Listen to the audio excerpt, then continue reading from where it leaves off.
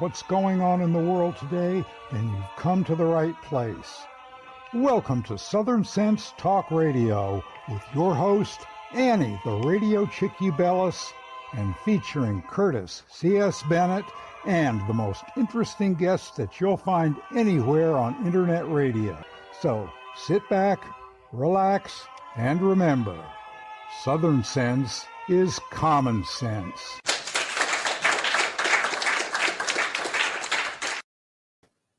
And welcome back to another adventure here on Southern Sense. You're watching live. I don't even know where we are anymore. We're up on Facebook, X, Twitter. I don't know. Just go to southernsense.net and you'll find us. I'm your hostess with the least most is the Radio Chick-A-Dee, along with my co-host. He's going, oh God, here goes. She messes up another entry. Curtis C.S. Bennett. Did we lose your sound, Curtis? We lost your sound again. Oh, wait a minute. We didn't unmute you. It does help if we unmute you. You got to unmute yourself? It's on your side, Curtis. You're muted. All right. There you go. There we go. Hey, we finally started the show. Yeah, we're just happy to get over these two hurricanes and everything's back to normal practically. Yeah. Yeah, Andy messes up the entry as normal. Mm-hmm. Well, we got ourselves a jam-packed show today. We have former Florida Lieutenant Governor Sandra Carroll joining us again. She'll be on the first part of the show. And we have someone new, R.D. Turner, or Roland Turner. He's a disabled veteran, but he's also a rising Nashville star.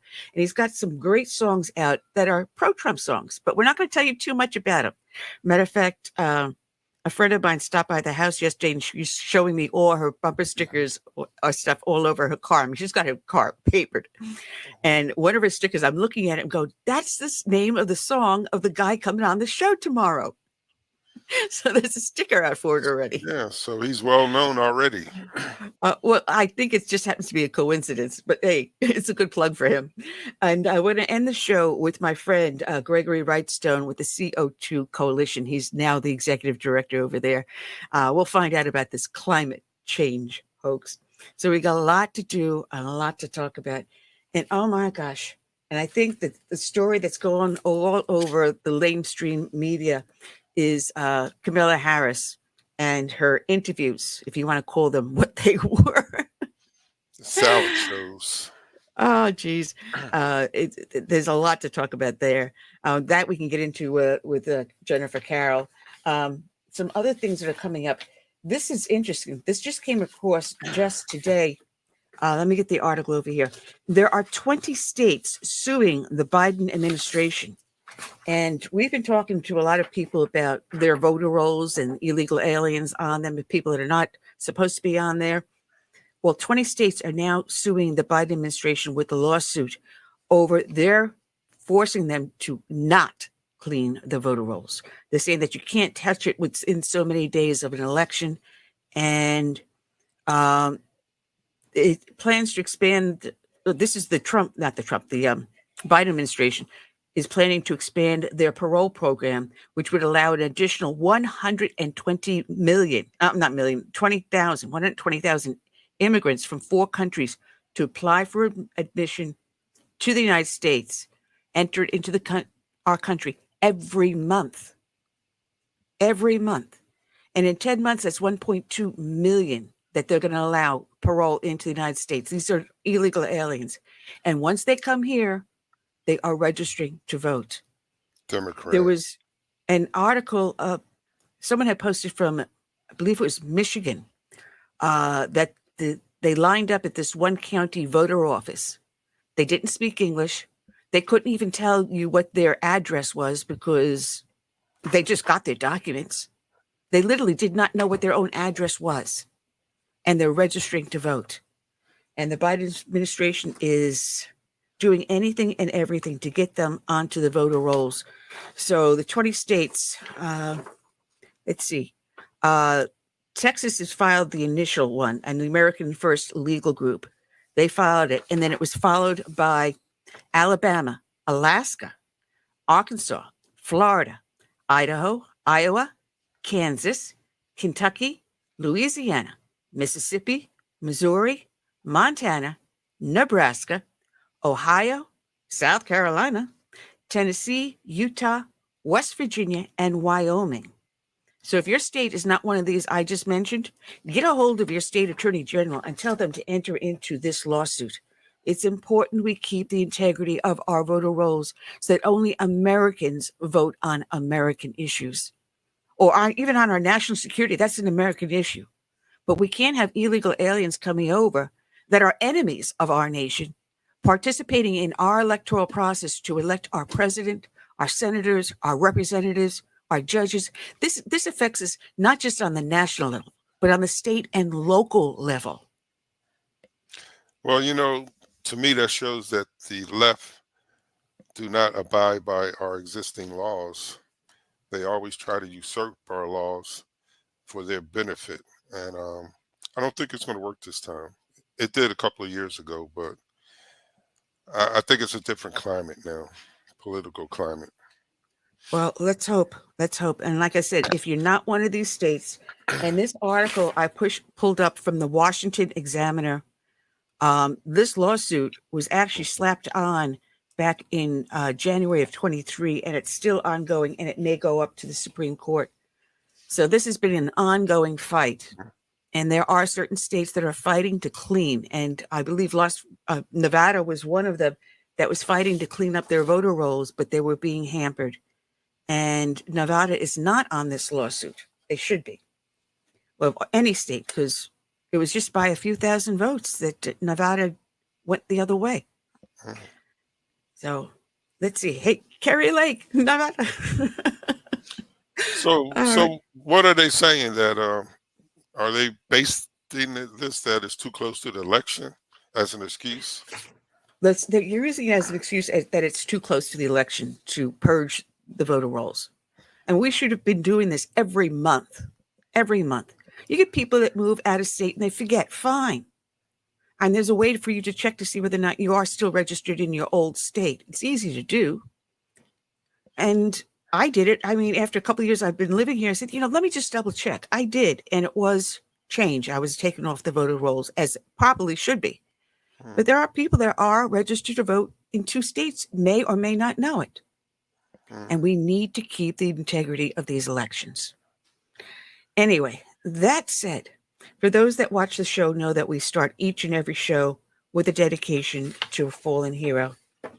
And today's dedication is going to go out to police officer Kyle Hicks of Corpus Christi, Texas.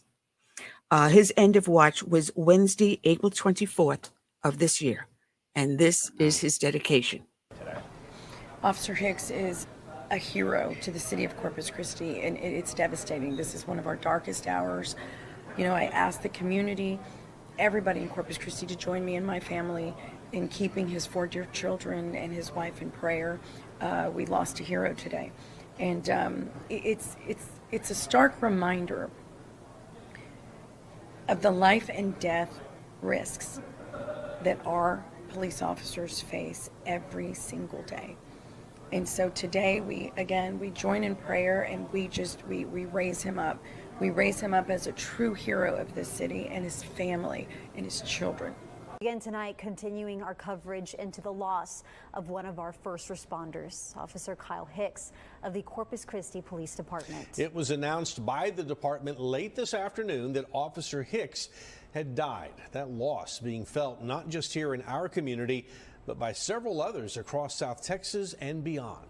So tonight here is a live look outside the police department headquarters there on John Sartain Street in downtown Corpus Christi.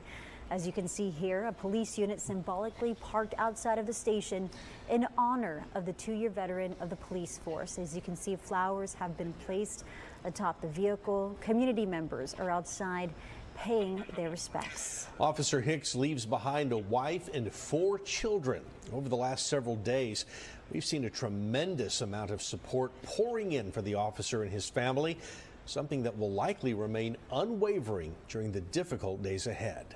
It was around 12:30 last Saturday morning when Officer Hicks and other police officers responded to a domestic disturbance at a Southside apartment complex. Hicks was shot by the suspect. That man was killed when the other officers returned fire. Hicks has been in the hospital ever since. The news of his passing came in late this afternoon. Hicks is the first CCPD officer to be shot and killed in the line of duty since 1987. City of Corpus Christi Mayor Paulette Guajardo speaking with us about Officer Hicks tonight, asking the community to pray for his parents, wife, and children, as well as the department. She also talked about the responsibility that those with the badge bear each day. Don't underestimate the importance of every single officer that you see on the street. One call and they can encounter absolutely anything on the other side of that call. So appreciate them, be grateful for them, and remember that it is they who protect us every single day. And it is their families who don't know. They have no guarantee that they are going to come home every night or every day. Now, over the last several hours, words of support and messages for the officers' loved ones and department flooding in over social media from elected officials, fellow law enforcement agencies coming in from across the coastal Bend region, as well as other parts of Texas and even out of state. The family tonight is asking for prayers and privacy. Services have not yet been announced.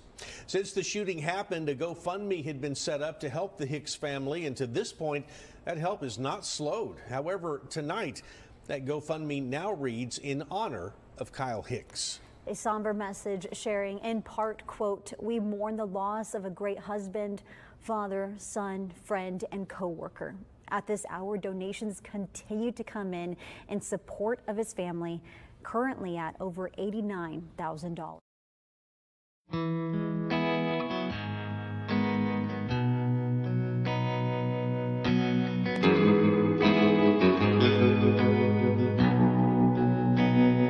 Let it be said, when we finish this race, we kept them free, we led with grace. Let it be seen, from sea to shining sea, beautiful America, living our legacy.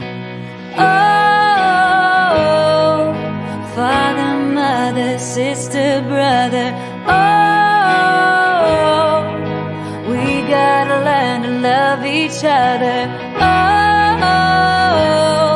for the soul of the nation, for the next generation. Let us be known as people of honor, humble and bold, faithful through fire. Let us hold firm to our convictions with wide open hearts, eager to listen. Oh, Father, Mother,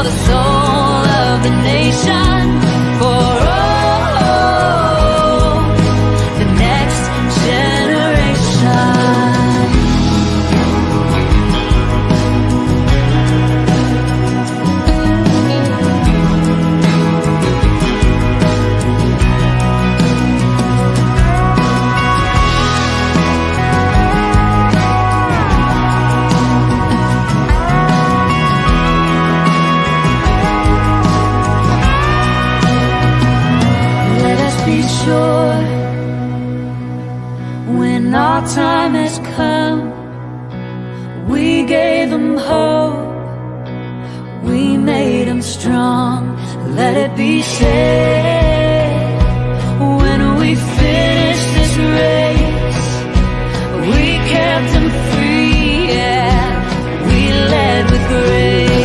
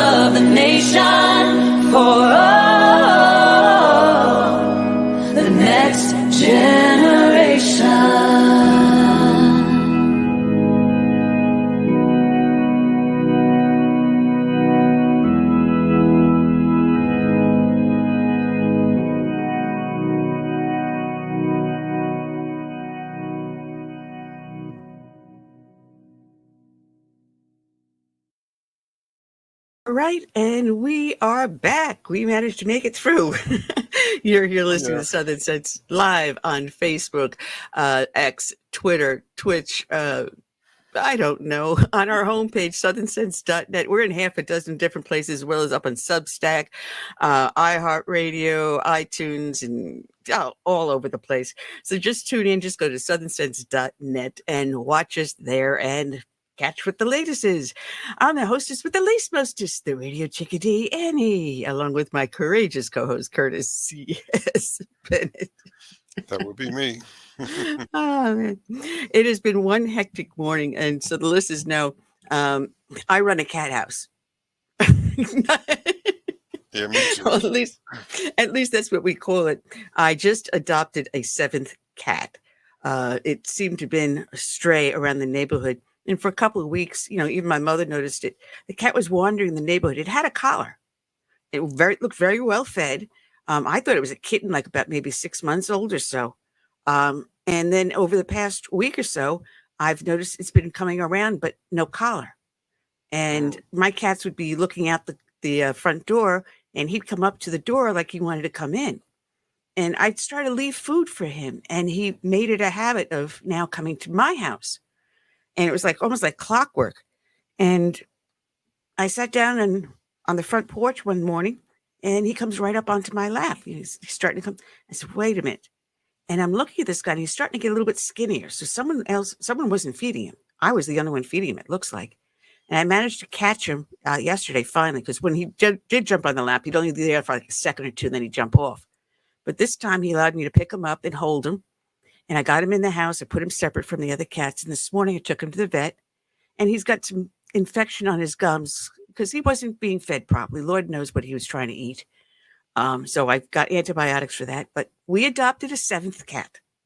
My husband, myself, and my mom. We have 7 cats in the house. Well, that's good. So, that's good. I mean, did you hear about one of those, Helene, I believe it was? Somebody left a dog chained to the fence. To the or something fence. Like that. That And person should be criminally prosecuted. And there was a flood coming, and fortunately, somebody in the neighborhood rescued that dog, or Good. was drowned. Good. I mean, it bothers me when I see dogs chained to a fence to begin with. I mean, if you got a nice yard or something like that, let them loose in the yard. You just make sure you keep the gates closed. I have a neighbor who has dogs, and when he first moved in, those dogs were running all over the place. And now my mom, she's 92, she'd be sitting on the front deck just to get a little sun. Mhm. And here she's got this big bruising dog jumping onto the front deck. She's frail. She's a little tiny thing. And one day I went out to get the mail. The dog started to come charging at me. I'm sorry. I'm not putting up with that. And in the strongest, sternest voice, I said, no, stop. And I turned around, I barked at the dog, and I said, sit. And the dog sat. And the owner looks at me like, you better come and get this guy. I says, I got a mom that sits out there and the dog's jumping up on the front porch. I can't have that. He did put up a fence, thankfully. But if people can't take care of their pets, they should not own them. They shouldn't. So, I mean, I go so far that all my cats have pet insurance. And that's a whole nother story, because I did have my insurance up until today through MetLife. And what they pulled on me, I would not recommend MetLife and pet insurance to anyone. To anyone. Even though I have my life insurance through them, and I have a pension, it's not a big one, from American Express, is processed through MetLife. I'm no longer buying any other MetLife products. So that's it. They're off the board. I would not even tell someone to go buy MetLife insurance anymore. Forget it. You can take Snoopy and put it where the sun don't shine. Even though I like Snoopy, no harm, no. I'm going to be told I hate dogs. No, Yeah. I just no longer like MetLife. Snoopy saying, "Don't blame me." No, I went with the ASPCA.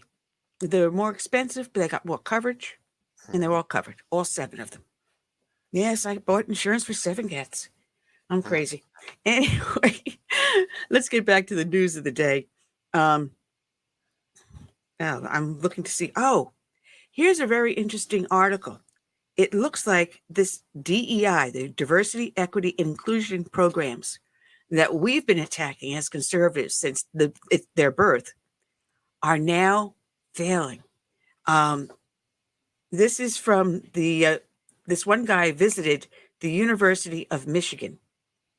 And I'm trying to see where this article came from. I thought it was from the New York Times. I'm pretty sure this was. Nicholas Confessori.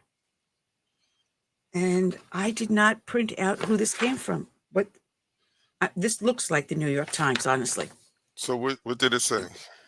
Well, basically, he went and visited the University of Michigan and found out that instead of getting more minority students registered, it had the exact opposite effect, especially when dealing with the Black population. A drastic drop. And then they saw an increase in complaints of people because they didn't feel like they were being talked to in the proper tone of voice or whatever. All of a sudden, this is what the Democrats do and the liberals, progressives do on the left. They find ways to divide us rather than finding ways to unite us. We used to describe ourselves here in the United States as a melting pot. It didn't matter where you came from. We all here now are Americans for what an American stands for. And what is that? We have learned to be colorblind. We're human beings. I mean, we have our preferences. You know, I happen to prefer slender men. Well, it doesn't explain my late husband, my current husband. You know, people have preferences. They like blue eyes or blonde hair or whatever. Some like them heavy, some like them slim. That's a personal preference. That is not hatred. That is not bigotry. And people tend to, you know, what is the word I'm trying to think of? Gravitate. They turn to gravitate to people of like interests. It doesn't mean we're being bigots. We're human beings. We have personal likes and dislikes. That's not bigotry. But yet we unite ourselves as Americans because we all have equal voice. We try to treat each and every one of us equally. Does it always succeed? No, but we're human. We make mistakes and we learn from those mistakes. If we didn't learn from those mistakes, we would never have had our Declaration of Independence. We never would have had our Constitution. We would have never had the Civil War that brought freedom to millions of people. We would have never have had our civil rights legislation that tried to make an equal playing field for everyone. And that's what we look to do, make an equal playing field. But with this DEI, you're all given participation trophies. But we're also in a meritocracy. We try to succeed to our highest level. And there's certain things we dream about that we try to obtain that we can't always obtain. We may not have the talent or the knowledge, but at least we can try. And Well, you know, the beautiful thing about the United States and our choices and the choices that we have, you can live in an area where people are like you. You know, it's a cultural thing. Like if you go to some of the urban cities, you got a Chinese American side or Chinatown. You have a part where it's all Irish. Then you have Italian, Spanish, Black. But if you decide you want to live somewhere else, you have that choice. Mm-hmm. You do. You can choose where to live. It's your choice. You can choose the life you want to lead. It is your choice. You can choose who to vote for. It is from we the people up, not from the government down. And I'm sorry, if I turn around and don't remember your name or misidentify you, that's not a reason to put me in handcuffs or fine me. Mhm. If I'm looking at you and I see you, Curtis, and I say, sir, and all of a sudden you turn around and says, well, that's not my pronoun. I'm puppy dog. I'm sorry. All right. If that's the way you want to be addressed, all right, fine. You're puppy dog. But you don't ostracize a person because the wrong pronoun is used. You know, it has gotten to the point where people are finding injury when no injury was intended. And the DEI programs are just proving that instead of finding ways to make people more acceptable to each other, more tolerant, it's only promoting intolerance. True. And this one university went from a handful of people in the DEI department to be the largest department in the university. For what? For a failed program? So they're doing the same thing that progressives do. If something's not working, if something's failing, what do? They throw more money at it. You hire more people to monitor and control a program that's not working. If it's not working, get rid of it and try something else. I'm surprised they didn't make it mandatory. Usually that's the way the politics are. No, They can't get you to do something, they mandate it. Oh, that's one of the things they did. They used to have a statement that when the university hired you, you had to give them your DEI statement. I'm sorry. What happened to freedom of speech? What happened to freedom of speech? I'm sorry. I prefer the Mets over the Yankees. Does that make me insensitive? I prefer watching NASCAR over watching volleyball. And so what? So what? We're different people, but we're united on one premise. God, I'm starting to talk like Kamala Harris with word salad. No, let's not go that far. You're not even close. Oh, geez. But yeah, the premise is that we are American. You know, when you look at us, we see us uniquely as people that are fiercely independent, fiercely proud of our freedoms and the ability to say what we want. I may not agree with it. Matter of fact, I may hate it, but I will defend to the death your right to be as stupid as you want to be. But no, they don't do that in the reverse. If they don't agree with us, we will be called every single name in the book. We don't do that. I mean, the worst thing I'm going to call you is progressive liberal or the left. Well, really, that's the party of hate.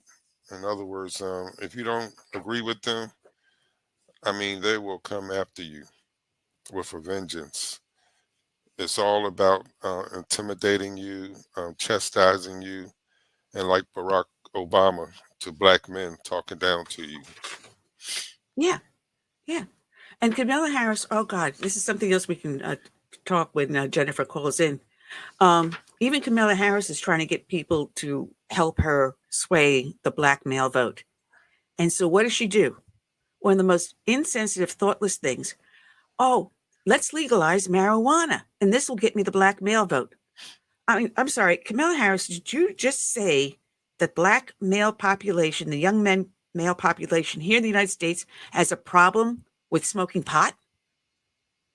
You just call them a bunch of potheads, junkies? I'm sorry. And you want their vote?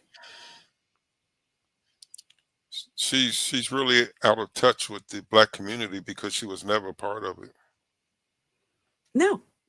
Oh, I love this one. She's also for reparations. All right. She's pushing for that again. What is her heritage?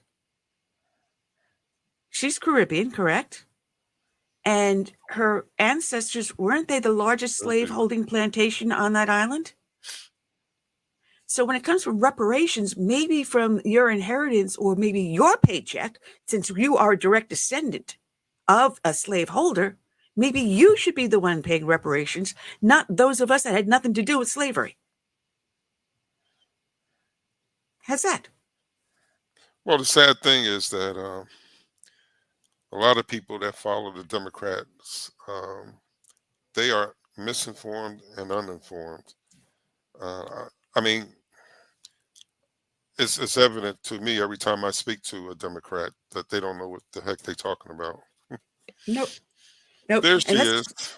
there she is, the one, the only, the marvelous Jennifer Carroll, the former Lieutenant Governor of Florida and a good friend of the show. How are you doing today, Jennifer? I am truly blessed. What about you guys? All right. I've been having one of those days. Anything that can go. But that's every time I come on air. Well, you know what? You just accept it. Embrace it. Oh, yeah. Good to see you. We were just doing a rant on Kamala Harris and how she's so for reparations. And I find it very ironic, being someone who is from the Caribbean, you'd understand and appreciate this. But if I remember correctly, her ancestry was from a slaveholding family, the largest plantation holder on the island. And yet she's turning around and promoting reparations like she's one of those that have been hurt because of slavery. No, her family benefited from it. So my question was, well, then why doesn't her family pay the reparations and leave the rest of us that had nothing to do with slavery alone? Well, we just have to call it what it is. Election season pandering. Just like the student loan, just like every handout, whether you want to give forgiveness loans or you want to give marijuana to people to smoke or whatever, it's just election season pandering.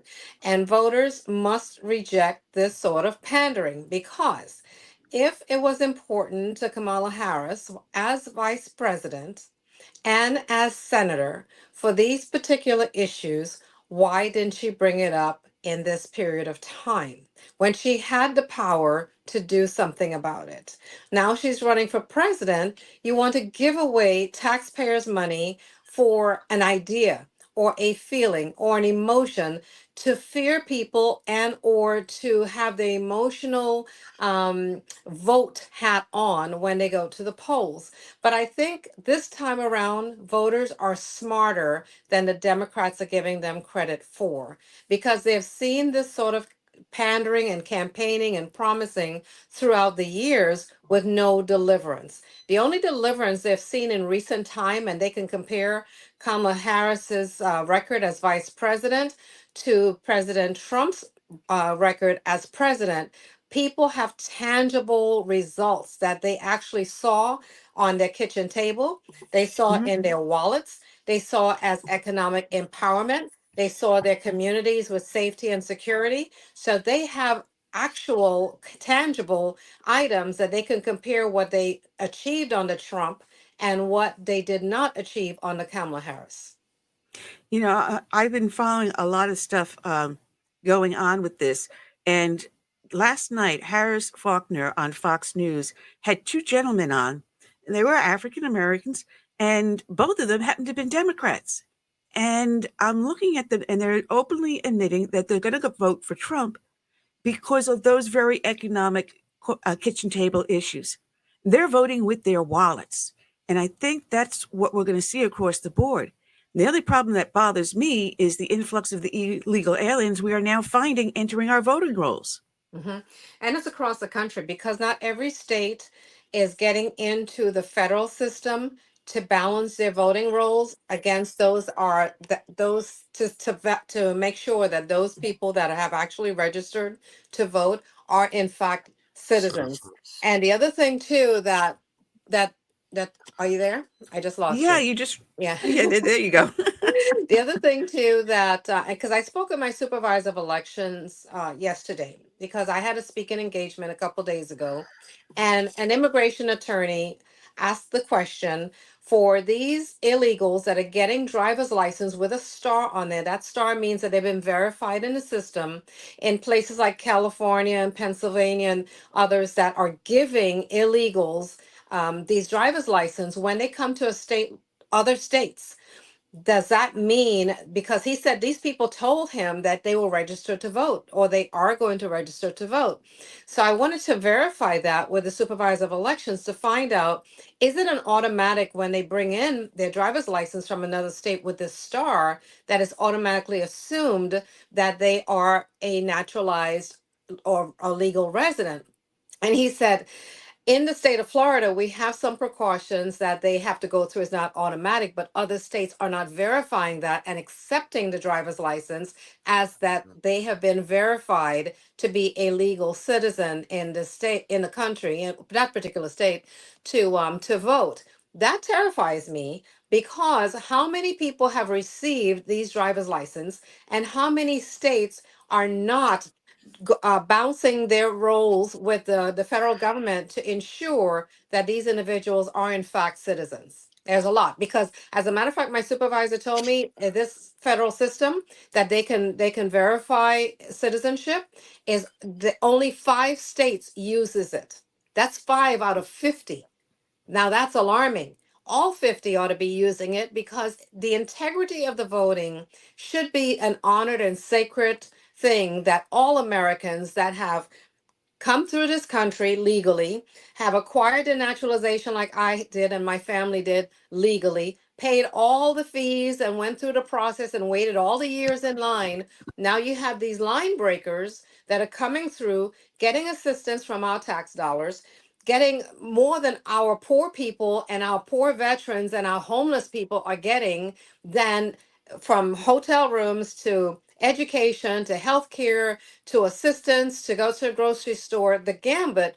And that's why they're saying Social Security, the pot of Social Security money is going to be non-existent in about 20, 30 years. But what they're doing is playing a shell game in Washington, D.C.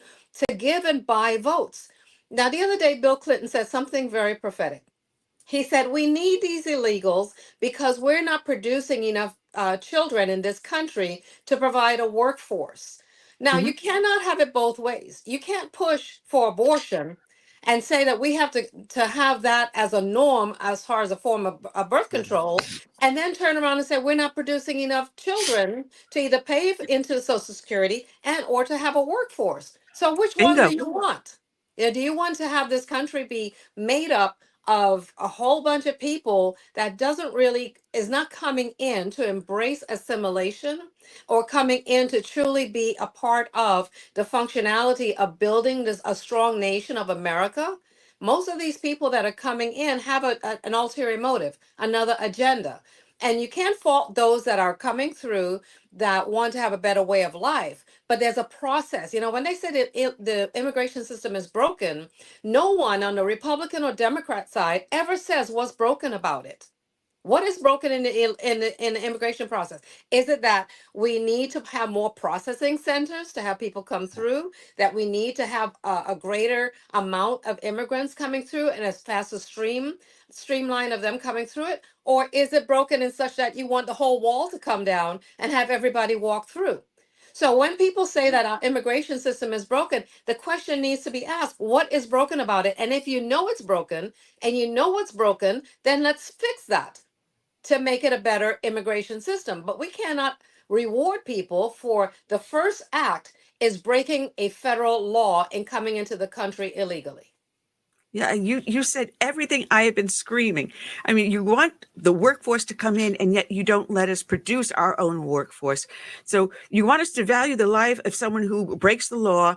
We have no guarantee that they have our best interest in mind, and yet here we want to give life to our nation from fellow Americans, and you say no, it's woman's choice.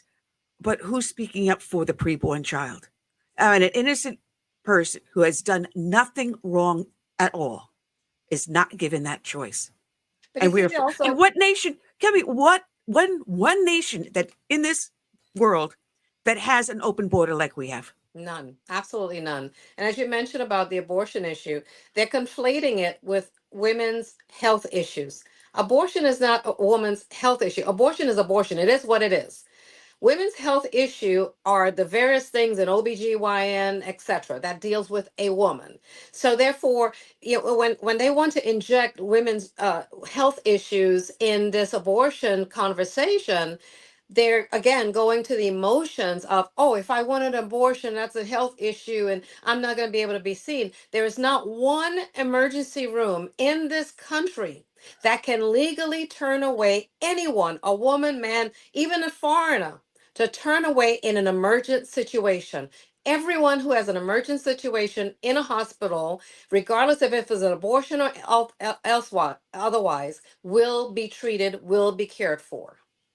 Absolutely. And as you said, it is not a health issue. A health issue is when the life or the health of the mother and or child is in danger. Correct. Then that becomes a health issue. And should it result in the loss of that child, then that is the medical decision that has to be made during that emergency. But if you just become pregnant, I'm sorry, Curtis, not you, in general, you.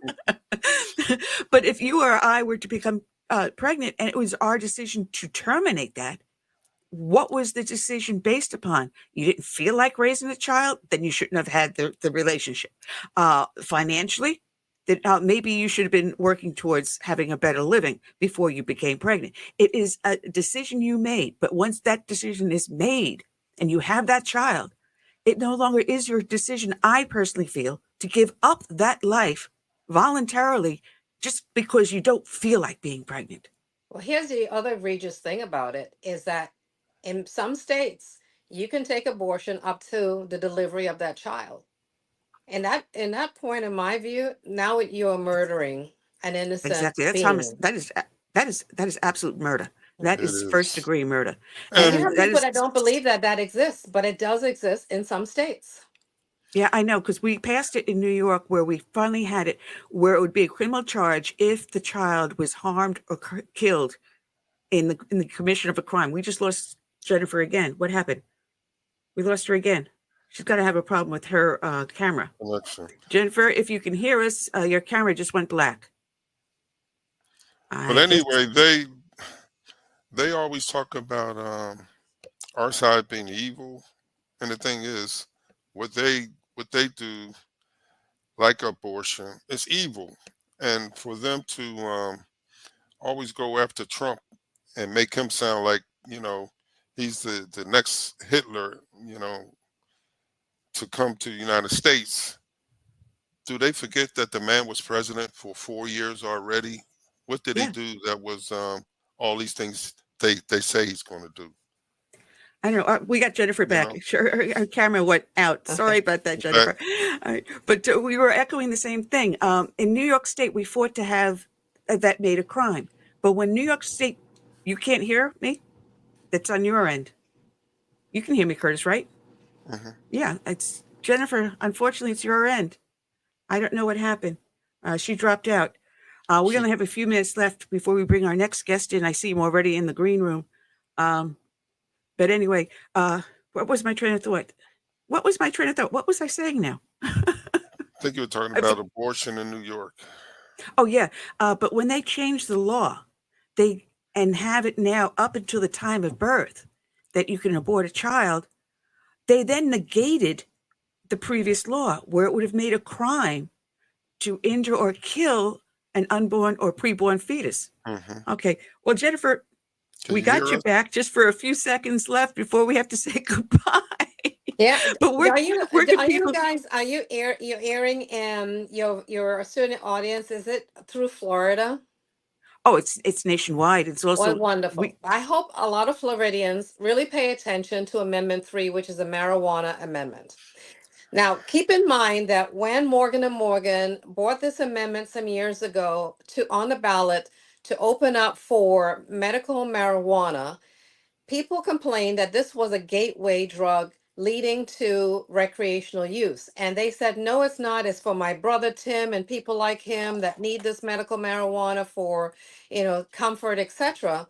And now here we are looking at recreational use under the disguise that it's going to pay for teachers and it's going to pay for our law enforcement. Keep in mind when we passed the lotto, the amendment to put the lotto in statute, it had already crafted how the money, where the money was going to go. In the bill for Amendment 3, there's nothing that says that the X amount of money from the sales of this marijuana is going to go to law enforcement, or Y amount of money is going to go into teachers' pay and salaries. There's nothing in the Florida statute or no agreement with the state of Florida for any of the monies coming in, if it was to pass, to come in to go to the state and or whatever entity to give teachers and or law enforcement any money. So there's no language that's there, no agreement that's there. Like we have a compact with the Seminole Indians as to the funds that's coming in from their gambling, as well as a lotto, as to where that money is going to go and how it's going to be allocated. The other thing is that they said responsible adults, 21 years and older. Now, if that responsible adult is driving a car with an infant in the back seat and smoking that marijuana, we pass laws to stop secondhand smoke in public places, in a person's car, walking on the street, anywhere that person is not congregated in a public space. That marijuana smoke is everywhere. Our children will be inhaling this. It's going to be secondhand smoke that people are getting from marijuana. I went to the streets of New York about 6 months ago.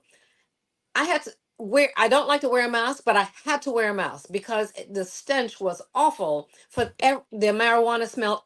Just walking down from Times Square to the Macy's. I took an Uber back because I didn't even want to smell it on my way back from my walk. So the things that they're saying in the commercial, that 21 years and older, but they're not considering and factoring that secondhand smoke, and if they're in a home, even though it's a small amount that they said that the person can have legally without getting arrested, now you're subjecting the kids in the home. They want to equate it to alcohol. Alcohol, you cannot just pour it down a kid's throat. That will be against the law. Marijuana, the kids will have no choice but to inhale this in the car, on the street. And then if somebody is smoking it on the sidewalk and they happen to be passing by a playground of some sort, what do you think is going to happen? The air moves, it travels. So people, don't be fooled by this. Also, too, marijuana is still against the law at the federal level. Yes. The federal government has not said that this is a legal drug to use. Additionally, this is a cash-only business. So what's going to happen is that you're going to have more people that's fattening their pockets in a cash-only business, and all the states and or federal government want to do is collect some of that revenue. Additionally, that you're going to have businesses that will want to get into this realm, but only those people with licenses that currently have licenses and or apply to the state for licenses will be able to cash out on this. It's not going to stop any off the street and black market sale of marijuana. The bill does not do that. We gotta cut it close because I got my next guest in the green room. So vote no on the marijuana bill in Florida ballot. Thank you so very much, and thank you. We have to have you back very soon. God bless. God bless. Take care. Jennifer Carroll, you can find her at jennifercarroll.com. That is her website. So bring on our next victim, who's been waiting so patiently, and he's got his face hidden behind the microphone. Oh, so there it you is. can see what the heck he even looks like. Roland Turner, or known as RD Turner. How are you doing, Roland? Hey, RD. Fantastic. How you guys doing today? All right. All right. And thank you for your service. My co-host here is a Navy man. Go Navy. And I came out of NYPD. So the street she was talking about in New York, I'm very familiar with. What branch were you in? I was in the Army. Okay. Oh, we we'll love the forgive Army. Yeah, 8 years. Yeah, 8 years in the Army. You served in Afghanistan? I've served a little bit everywhere. I was a Soviet military liaison officer. Oh, wow. So you speak Russian? I speak a little bit of everything. My Russian stuff. Well, maybe we can get you a job with Trump's administration as a Russian advisor.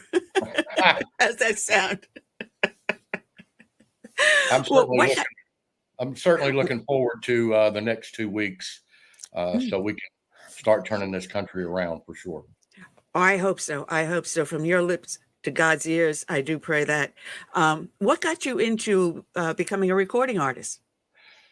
Well, I in 2008, I founded Global Music Group, which is part of Universal Records, and ever since I got out of the military, I've been involved in entertainment in one way or the other.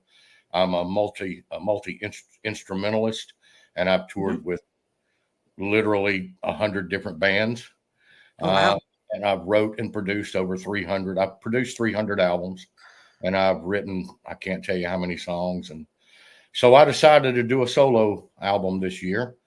And in the process of that, wrote a couple of songs that I think are pretty good for President Trump and J.D. Vance. Oh, wow. Absolutely wonderful. What are some of the instruments you play? I play drums, guitar, bass, keyboards, just about everything. I don't play steel guitar or fiddle, but I play most everything else. Fiddle. I'm sorry. I call it a violin. It's a violin, but in Nashville, it's a fiddle. It's a fiddle. Well, see, the way I play it, it's a violin. I'd never be able to play the fiddle. I never could get the hang of that part of it. I was more classical. But Curtis is also musically inclined, too. Okay. What do you play, Curtis? I play trumpet. Okay. Nice. Yep. So every now and then he'll play the taps. Yeah. So we all do our part. But listen, you are a supporter of Trump, and you came up with a couple of songs, like you said, and one of them you have down here is called, let me make sure I've got this keyed up front. I'm voting for an outlaw. Yeah, wait a minute. That one just did not pop up. What happened to that? I've got Save America here. I know I uploaded this yesterday. Oh my goodness. But let's do this one, Save America. You know what? I should have had your guy upload it to me. I have to apologize. I'm going to have to see if I can do something, a workaround on that way, and we can get that up on here also. So let's play this one that you have, Save America. Here we go.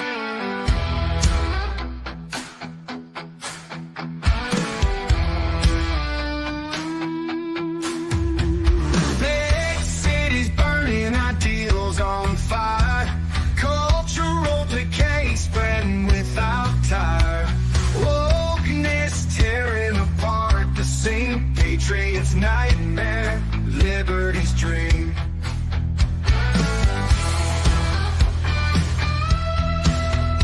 Schools turned into preaching grounds.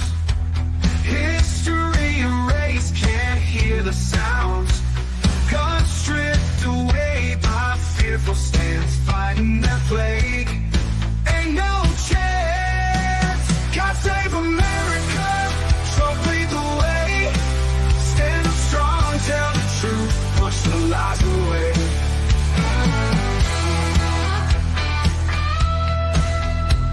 Flags tattered from deceitful wind. Censorship closes in. Voices silenced one by one, we fall down. Fight for freedom, don't let it drown. Rise of warriors, hearts full of pride. With faith and justice by our side. Liberals thinking they can control. Stand for truth, take back the soul. God save America, Trump lead the way. Stand strong, tell the truth, push the lies away. God save America, Trump lead the way. Stand strong, tell the truth, push the lies away. Ain't no chance. No chance. God save America. Trump lead the way. Stand strong, tell the truth. Push the lies away. Push the lies away. Push the lies away.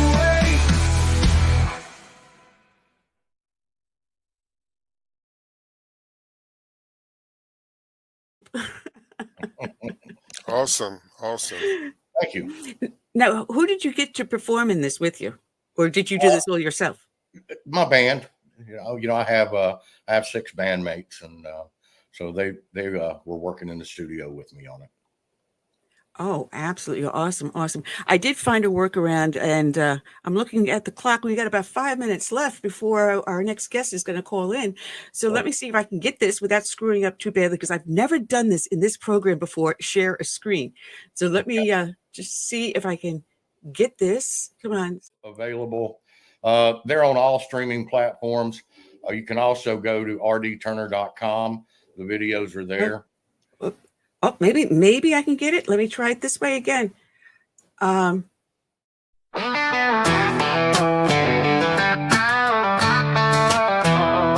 We've had enough, not gonna take it anymore. Sick of the lies, it's time to even the score. Standing tall, ready to fight for the truth and justice will light up the night. I'm voting for an outlaw, a hillbilly too, America first, yeah, you know it's true. We're taking back our freedom, kicking down the door for the land of the brave. We'll stand forevermore.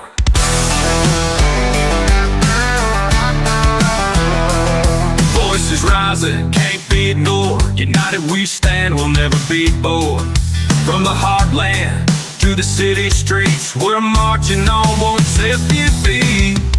I'm voting for an outlaw, a hillbilly too, America first, yeah, you know it's true. We're taking back our freedom, kicking down the door for the land of the brave. We'll stand forevermore.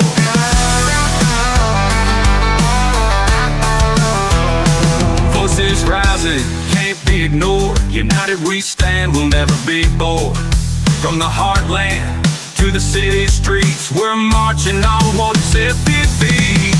I'm voting for an outlaw, a hillbilly too, America first, yeah, you know it's true. We're taking back our freedom, kicking down the door for the land of the brave. We'll stand forevermore. Together we rise, together we stand for the love of our country. We'll take command, no more division, no more lies. Hope in our hearts, we'll reach for the sky. I'm voting for an outlaw, a hillbilly too, America first, yeah, you know it's true. We're taking back our freedom, kicking down the door for the land of the brave. We'll stand forevermore.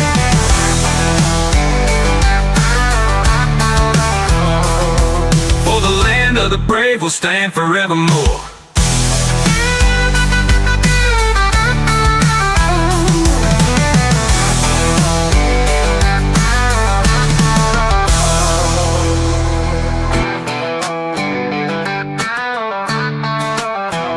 Together we rise, together we stand. For the love of our country, we'll take command. No more division, no more lies. With hope in our hearts, we'll reach for the skies.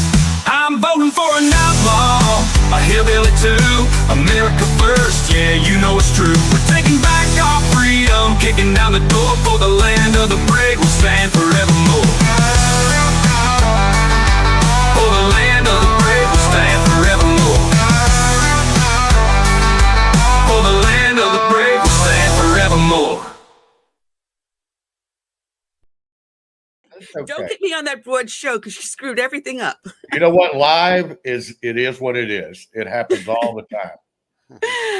Oh man, I am so sorry about that. But I can't be always perfect, honestly. I try. Sure. And this is a new format for us too. Yeah, we've only been doing this for just a couple of months on this new format. I love it because it gives us a lot more interaction with our guests and everything. Right. Before it was just Curtis and I and the picture in the middle. Right. But it's good to have this new format. And I mean, the internet capabilities are just expanding so fantastically. Like I said, I can just easily cut it in. And where can people find you? rdturner.com. But my music's available on all platforms, Apple Music, iTunes, Spotify. It's everywhere. And it's on all video formats, Vivo and Tidal. A little bit, it's everywhere. So we've been real fortunate. The album's been doing well. And after the election, we will have a few more shows. We're doing some hurricane relief stuff in Nashville, Knoxville, Gatlinburg, a few places in Missouri. And then after Christmas, coming into the first of the year, we'll be going out on tour all the way up till summer. And what's the name of your band? It's R.D. Turner Band. Ah, that's okay. I mean, I have to apologize because, like I said, your guy sent me the bio just last minute before I went on air, so I haven't had a chance to play it out. But I had a problem with my internet yesterday when I was uploading everything. So I saw it uploading, and I assumed it would upload completely. So that's my bad to not double check today. That's okay. But hey, can't be perfect all the time. That's right. Absolutely. Totally. Well, all right. So we have to have you back on, and hopefully we can do that. Let's pray that Trump gets elected and we'll have their big on-air party. How's that sound? That sounds like a winner. You know, I don't think people better wake up and realize we have 2 weeks. You need to get to the polls. You need to vote. Because if you don't, in 4 years, you won't even recognize this country. So, and absolutely, I don't recognize it now. Hey, it's hard to. It's hard to. And try being a recording artist. And I'm used to. I wouldn't. I'd keep my political views to myself. Mm-hmm. But you see all these artists when Trump plays their music at his rallies, and then they get mad and want to sue him. So myself and several other conservative artists just said, you know what? Let's get together, let's do some things and give President Trump some music. So when I was writing this album, I did those 2 songs. They're Trump's. If he wants them, he can have them. He can have, if they sell, he can have any of the money from it. I just want to help him get to where he needs to be to help us with our country. Well, they did the same thing with Rush Limbaugh. He had a song out, and the group, they didn't want him to sing their song, use that, for his theme. But apparently they worked something out because he continued to use it after a while. Yeah, right. Money talks. Yeah, the thing about me is I don't have to go through somebody to get the rights. I wrote songs, all the instruments, all the vocals. It all belongs to me, and it belongs to him if he wants it. Oh, that's such a blessing gift. Such a very great gift. Yeah. But I told the manager, I still run a tea party for 15 years.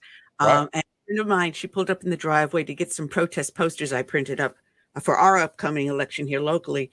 And she was so proud of all the stickers she just got for Trump all over her vehicle. And as she's pointed them out, one of the stickers says, "I'm voting for the felon." Right. I said, I got a guy who just wrote that song and he's on the show tomorrow. But she says, "I'm voting for the outlaw and the hillbilly too." And I just loved it. And it's one of those songs that you kind of like snap your fingers to and you want to dance and sing it too. So it's got a great beat, and you knew exactly how to capture people with it, which is what I love. I like to hear it one day. Yeah, thank you. It's when I'll go to your website. Okay, that'll work. When I wrote the song, I sent the music to my manager, and then I sent the lyrics separately. And he was like, "No, you know what? Why don't you just use this as a regular song and not political, because it's got a really good beat. It's really a grooving track." And so I was like, you know what? I wrote it that way for a reason. Someone sent me a picture, an email that had a flag on it from this company called I Love My Freedom. And it had a big flag, and it said, "I'm voting for an outlaw and a hillbilly." And so I saw it and I thought it was cute. I went to bed, and about 2:00 in the morning, I sit straight up and I said, "I got it." And ran into the studio and started working on it and finished it out in 2 days. And then we worked for the next 2 days getting the video shot. So we're very happy with it. I mean, isn't that something? All the great ideas usually hit you like in the wee hours. Just like that. Yeah, you can't force it. It's just got to be there, And so I've been blessed to be in this business for 30 years. And I've seen it go every direction it can go. And hopefully, hopefully our country as a whole will unite together in a couple of weeks and put our differences to the side and let this man do his job and get us back on track. I pray. I do pray also for that. Absolutely. We're waiting for our next guest to call in. And it seems like he lost the link. So I'm trying to send it to him. So forgive me while I'm doing this. And I can't walk and chew gum at the same time. Put it that way. So Curtis, I'll just let me do this while you interview our guest, and let me just get this. Tell us a little bit about your background and how you got into music. I mean, were you in like the school band or anything? Yeah, in high school, I played sports. I played football. Even though I'm a short fellow, I played football, but I played baseball as my main sport.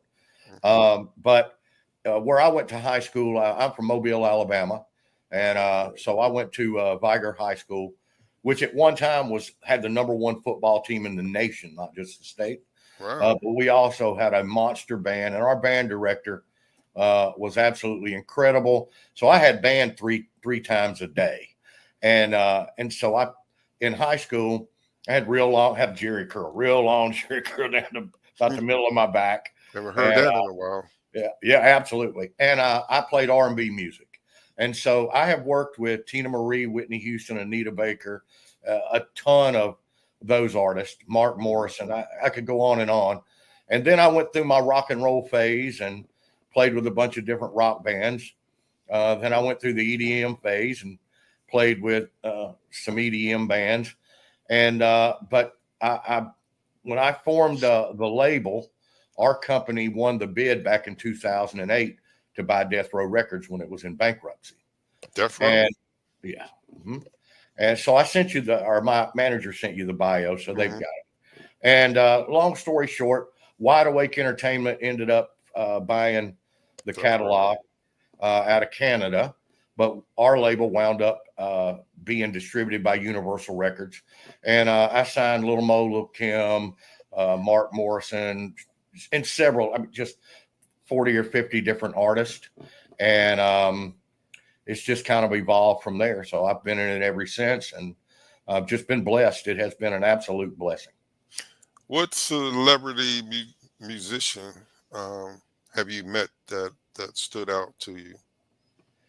Okay, I'll tell you. I've been with just about numerous artists, but I'll tell you a story. So I get invited to Berry Gordy's house. This has been a few years back. Motown. Yeah. So I get invited to Berry Gordy's house. So a buddy of mine, he and I went to Barry's house, and there were so many amazing artists there. But one that stood out the most was, it still blows me away. It was Stevie Wonder. And so Stevie and I are standing next to each other, and there's kind of that silent pause where we talked, and then there's kind of that, awkward pause. And we both have a glass of wine, and Stevie grabs my arm and starts singing My Cherie Amour, and I started crying like a schoolgirl. Yeah, it was something else. It was pretty amazing. My Cherie Amour. Yeah, unbelievable. It is. Well, we definitely have to have you back again on the show and get it a little more organized. And I apologize. Like I said, your guy just got me last minute, and I had everyone. I'm shuffling people around, and as it turns out, my other agent didn't forward the link to my other guest. Sure. So, hey, that's what live radio is about. That's what live is always. You never know what's going to happen. You got to think on the fly. And I'm sure you've had it with instances where you've been on stage and just the wrong thing happens at the wrong time, and you've got to pick it up and keep on going. Absolutely. Yeah, I can write a book on that. For sure. Who's your favorite rock group? Without a doubt, the Police. Oh, okay. Yeah, that's a good mix. Yeah, I've seen just about every band on this planet, but I've never got to see the Police live. And I own every one of every song they've ever done, even individually. They've just always been my go-to. But my overall band that I listen to more than anything else is Earth, Wind, and Fire. I've got to work with them. I've got to work with Niles Rodgers, and I tell you, Edwards, Chic. Yeah, above being musicians, they're phenomenal people. And when you can, there's been more than 1,000 times I've stood in the room and said, "What am I doing here?" But again, I've just been truly blessed and at the right place at the right time. Yeah, I like the Grateful Dead. Yeah, I've got a few of their songs. I got a pretty good collection. And moving into the country scene is because I have so many friends. I moved to Nashville from LA, and I have so many friends that play country music, and I listen to it, but I never really, wanted to play it. And my mother-in-law and father-in-law, when I wrote that song, God Save America, Trump Lead the Way, they were like, wow, and a lot of my friends were like, that's a really good country song. And I said, well, I'm kind of in that phase right now. So I locked myself in the studio, and 2 months later, I've got about 40 songs, chose 14 for the album, and I'm having the time of my life. Well, that's the way to go. Be your own songwriter. You don't have to, rely on other people to write your songs and material. Right. You can do it yourself, and stay around longer too. Yeah, absolutely. It's been a blessing. It really has. Now, do you think that maybe that this was the way God wanted you to go with country music rather than all the other genres that you had? You know what? I do. And I have my older sister, Lynn, told me when I was 17 years old, she said, you need to go and play country music. And I was like, you got to get out of here. You're out of your mind. And about 3 or 4 months ago, when I finished the album, I sent her a copy of it, and she did the old big sister thing. I told you so. And she was right. I feel there's been many times working with various artists around the country and overseas, I felt out of place, but I felt out of place, but music pretty much comes second nature. So I was able to complete the task at hand. But now I finally feel like I'm in my skin. I'm in the zone and in the area I'm supposed to be in. Yeah, well, Ray Charles and Charlie Parker, they were into country. Absolutely. They loved it. Yep. Well, of course, Charlie Pride. Yeah, I know Charlie. I matter of fact, I had some drinks. Wow. Yeah, I had some drinks with him in Branson, Missouri. If you're familiar with Branson, it's cut out of the Ozark Mountains. I know where the Ozarks are. Yeah, it's cut out of the mountains. It's 150 theaters with shows every day, 7 days a week. It looks like Vegas, but no gambling. And so I met him there because I owned a restaurant there and a nightclub. And I met him there, and super good guy. Fantastic. Is he still alive? He is. Good. Unless he passed away in the last 2 or 3 years. Well, I hadn't seen him in a couple of years, but unless he passed away since then, I think we're losing a lot of them. We are. It's we lost Mickey Gilley this past like a year and a half, 2 years ago, and Mickey was a big influence on me in Branson. He was a phenomenal person. Yeah, and we lost Toby Keith, but we still see him in the commercials. We do. We do. Well, and that means that that was about a year ago. Yeah. He He had stomach cancer, and and he beat it for a long time. But it what, I look at it this way. I believe God has a purpose in your life, and I believe when you're born, He knows when it's your time to come home, and until it's your time, you're not going anywhere. And so, that's the philosophy I look at. Is it's just like young men and women that are going off and defending our country, and thank God for them, and hope God blesses them and keeps them safe. But if it's not your time, you're not going anywhere. You ever thought of doing any USO shows? I'd love to do USO shows. I've done some in the past with other bands through the years, but I haven't thought of that. And I certainly am happy that you said that, because I will get that to my manager. I'd love to do a whole USO thing. I think they're always looking for great talent. Well, I think it would be fantastic. And you being a vet, performing for the troops would have all the more meaning to it. Yeah, absolutely. Yeah. I know what it's like to be somewhere you don't want to be, or somewhere all alone. And when they do give you that little bit of entertainment or something, it means a lot. It does. Yeah. Absolutely. You gotta give the troops also a little eye candy too, Oh, yeah. Well, Bob Hope knew what that was all about. I guarantee he did. He always had eye candy with him. Yes, he did. Always. Marilyn Monroe. Oh, geez. Oh, yeah. Anne Margaret and oh, God. Anne Margaret. You're talking about, all the stuff that I grew up with. A little bit older than you guys. He would bring the best of the best of the best. But now you got females out there now. You got to bring some eye candy for them. Absolutely. I guarantee you. Well, are you going to be looking to do booking yourself a nationwide tour or something to get your band more widely known, or what? Yeah, it'll be my agency's in Nashville, and I don't know if they'll put me on with another artist. I don't know how it'll work out, but it just works out. Every year it's been working out, and I play internationally. We'll do the majority of our shows will be in the United States, and we always do a few in Canada, and then we do Europe, like Switzerland and Germany, areas like that in London. And so, hopefully this will gain some traction with the new album, and we'll keep moving. If we don't, we'll be fine. We'll still keep moving. Well, like I said, we definitely have to get you back with all the glitches worked out, and I'll make sure everything is uploaded properly so it plays. Because I had it keyed in a specific order because I wanted to end with that, and that would have been so much great. And unfortunately, my second guest did not show up, so it gave you extra airtime, so it gives you even more exposure. So, I really appreciate it. I do.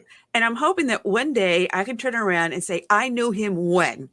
Well, and when I could only see half his face.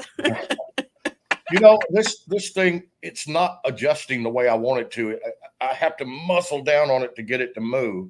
And so, next time we'll have that set up a little better as well. Yeah, that's not a red tongue sticking out. That is his microphone. That's my microphone. Yeah, don't get too big that you can't come back on the show now. Oh, no. You know what? I've enjoyed myself today, and I'll love to come back at any time, and anything I can ever do for you guys, you let me know. Yeah, I deeply appreciate that. Hey, your- give me a show opening. Yeah. Sing a song on your using your acoustic guitar. Okay. You know what? The next time I come on, I'll have my guitar player here with me, and he and I'll play, and we'll sing, and I think you guys will enjoy it. Oh, absolutely. Then we definitely have to have you on back soon. Roland, it has been a pleasure, and I'm sorry about all the screw ups, but you lucked out in a way. You got a little extra airtime. Absolutely. And I really appreciate it, guys. Thank you so much. If you don't mind me telling them one more time, if they go to rdturner.com, you can see all the videos. This album will also be the first album in history with 14 songs on it. We'll have 14 music videos. We've got 4 already finished in the can and out in public. We've got another 6 that's done that hadn't been released yet. And we'll have them all finished up before the end of next month. Fantastic. Great. Look forward to seeing it. Great. God All right, bless you. And God bless and good luck. Thank you so much. You're welcome. All right. rdturner.com. Check it out up on YouTube also. Awesome. All right. I'm sorry about the screw up here, folks, but it can't be perfect all the time. We got about 10 minutes left, and it looks like we lost Gregory Wrightstone for some reason. There was a mix up on not getting the link to him properly. So I apologize for that, folks. One thing I wanted to talk about, if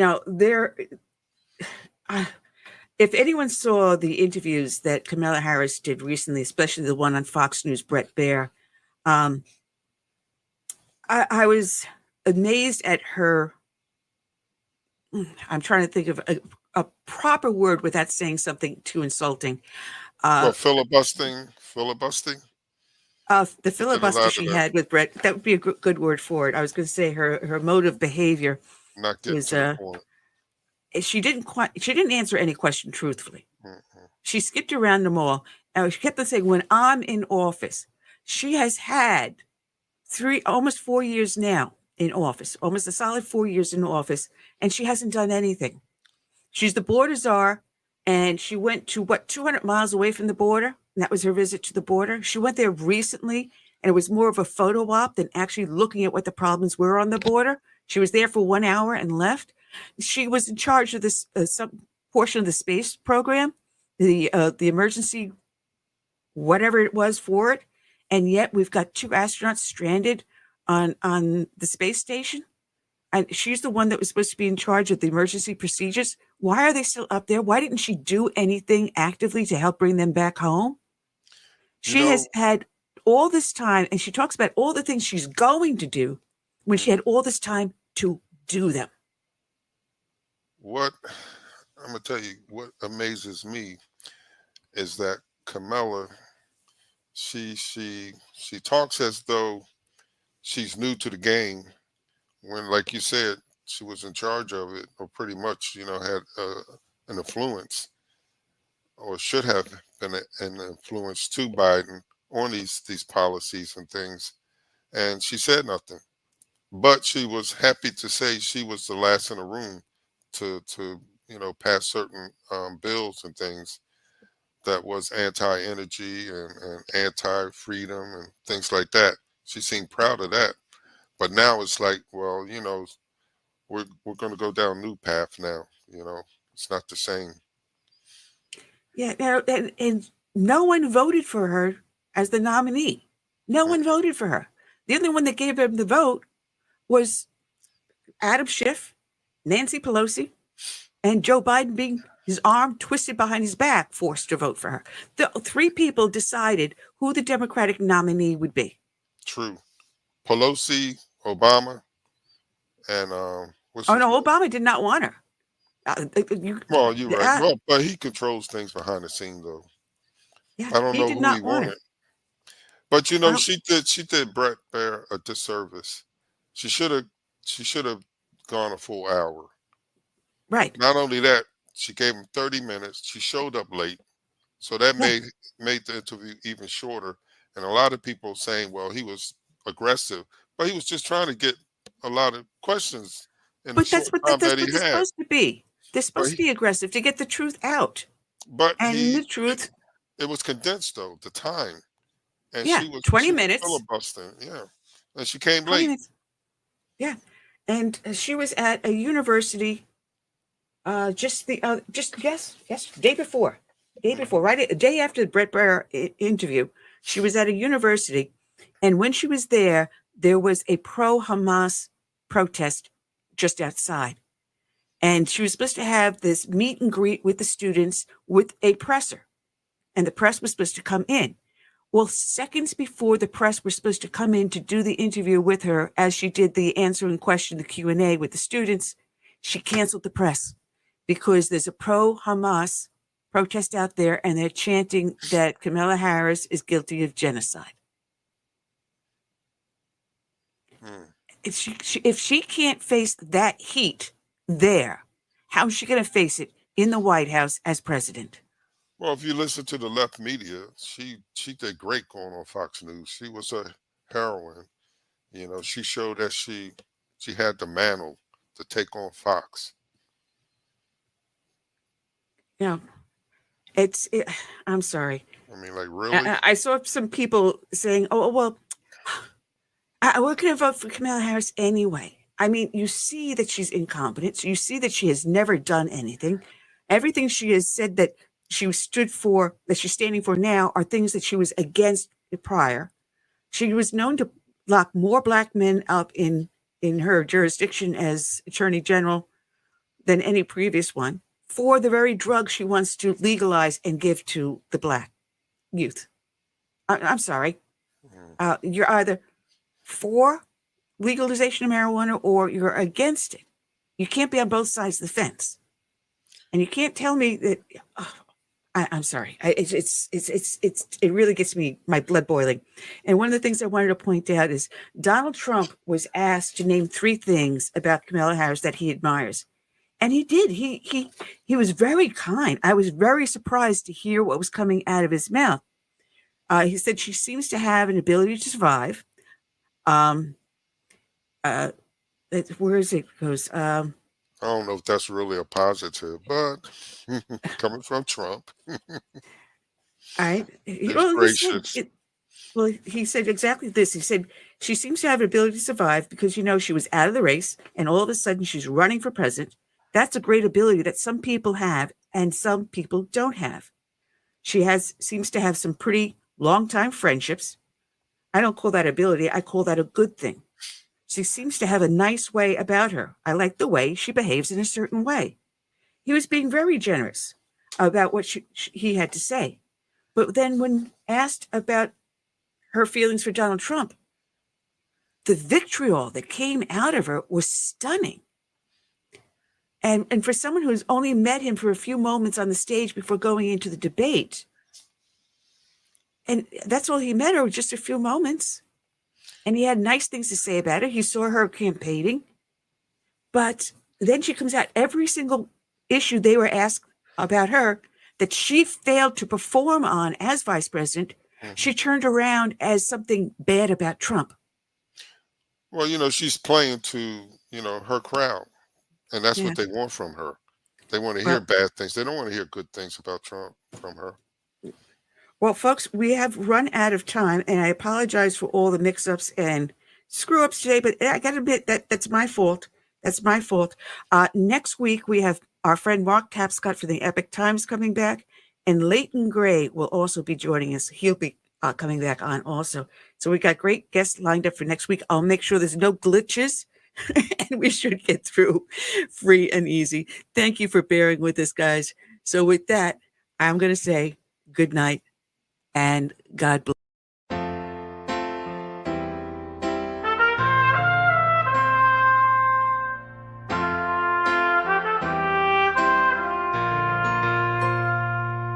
I'm praying for this land I love, America, America, the home of the free.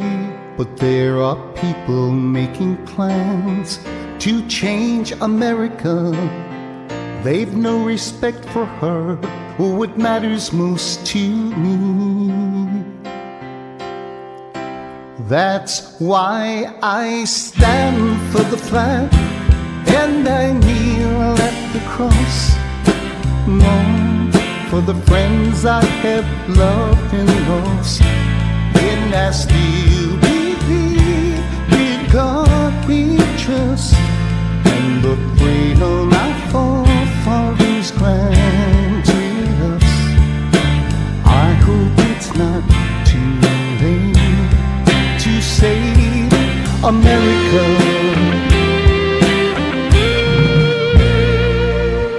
Do you hear our battle cry across America? We've got to rescue her.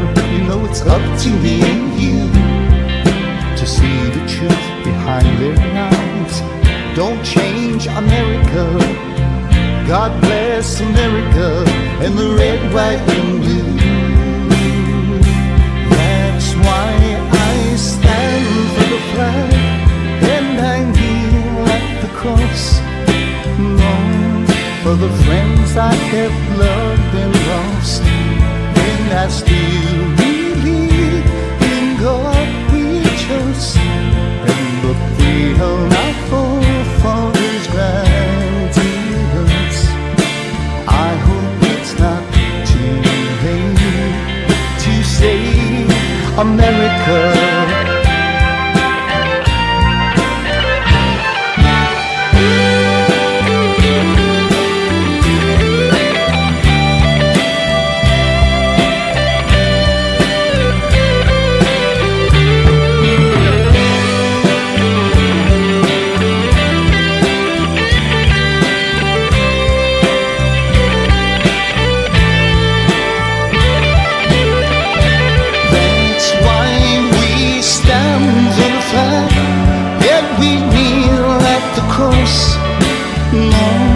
For the friends we have loved and lost, and we still believe in God we trust, and the freedom our forefathers granted us.